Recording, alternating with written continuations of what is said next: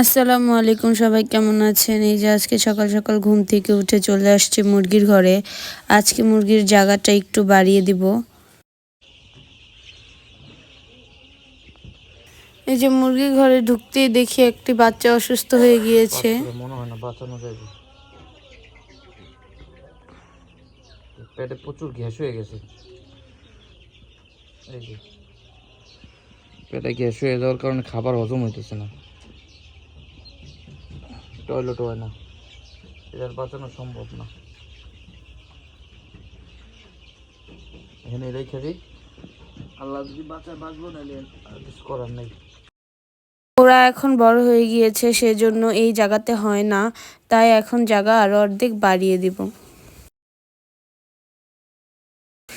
এই যে চলে গেছে, জায়গা বাড়ানো শুরু করে দিচ্ছে। মুরগির জায়গা কম হয়ে গিয়েছিল, যার কারণে জায়গা বাড়িয়ে দিচ্ছি। এখনো পুরোপুরি ঠান্ডা যায়নি, সেজন্য অর্ধেক বালু আর অর্ধেক তুষ রেখে দিয়েছি। আর কয়দিন পরে পুরো ঘরেই বালু দিয়ে দিব, তুষ উঠিয়ে ফেলবো।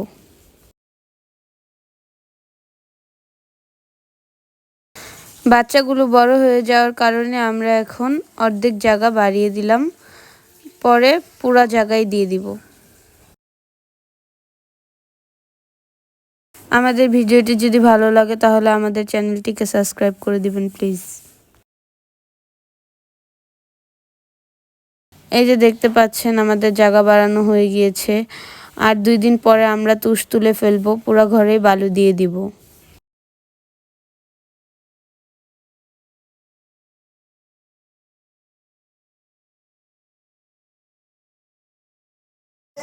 এই যে দেখতেই পাচ্ছেন বাচ্চাগুলো কি সুন্দর ছোটাছুটি করছে বড় জায়গা পেয়ে।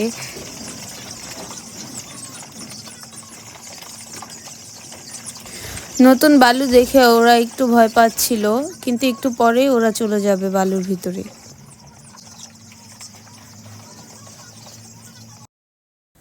আর এই যে এদিকে আমার হাজবেন্ড তুষগুলোকে চেলে দিচ্ছিল, দেখতেই তো পাচ্ছেন লিটারগুলোকে লাড়া দিয়ে দিচ্ছে। যদি লিটার লাড়া না দিয়ে দেয় তাহলে মুরগির গ্যাস হয়ে যাবে, আর মুরগির গ্যাস হলেই অনেক ধরনের সমস্যা হয়।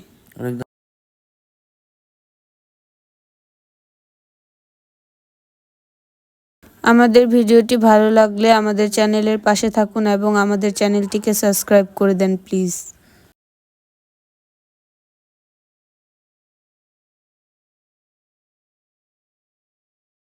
এই যে তুষগুলো সব লাড়া হয়ে গিয়েছে, আপনারা দেখতেই পাচ্ছেন। এবার মুরগিগুলো বাড়ির ভিতরে চলে গিয়েছে। এই যে দেখেন, তুষ ও বালু মিলিয়ে ওরা ভালোই বড় জায়গা পেয়েছে। এই যে এখন এখানে পানির কন্টেনারগুলো সব বের করে নিয়েছি, এগুলোকে ভালোভাবে ধুয়ে দিব। কচলিয়ে কচলিয়ে ভিতরে হাত দিয়ে তারপরে ধুতে হবে, কেননা ওষুধ দিলে ডিঙ্কারের ভিতরে একটা বিজলা হয়ে থাকে, সেই বিজলাগুলোকে হাত দিয়ে ভালোভাবে ঘষে ঘষে ধুয়ে নিতে হবে। তো এই যে আমার হাজবেন্ড একটা একটা করে সুন্দর করে ধুয়ে নিচ্ছিল, আপনারা তো দেখতেই পাচ্ছেন কিভাবে করে ধুচ্ছে কচলিয়ে কচলিয়ে। আপনারা এভাবেই ধুয়ে নেবেন, যাতে মুরগির কোনো রোগ জীবাণু বা ভাইরাস না হয়।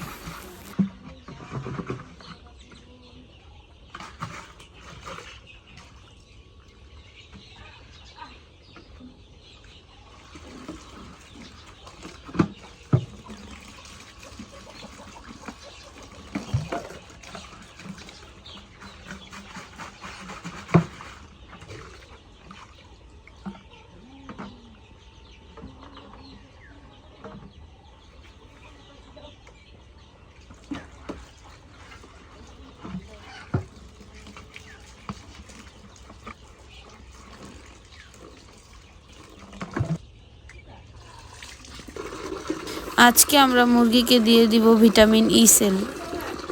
ই সেল খাওয়ালে ডিম এবং ডিম থেকে বাচ্চা উৎপাদনের হার কমে যাওয়া, প্রজনন ক্ষমতা, রোগ প্রতিরোধ ক্ষমতা বৃদ্ধি করে। প্রতি 2 লিটার পানিতে 1 মিলি করে ই সেল দিয়ে দিই আমরা।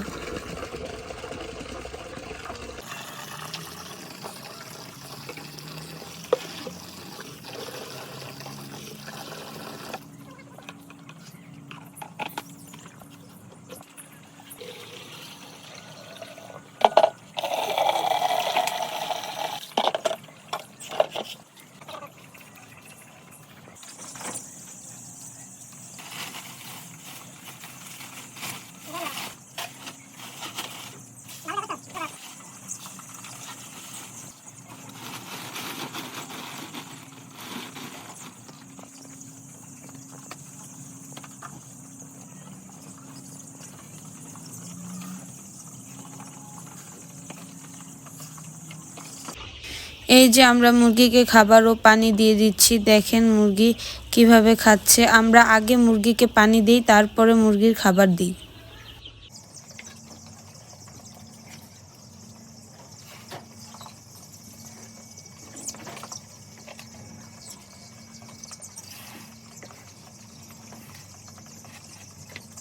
এই যে দেখতেই পাচ্ছেন খাবার দেওয়ার সাথে সাথে ওরা কিভাবে খাচ্ছে।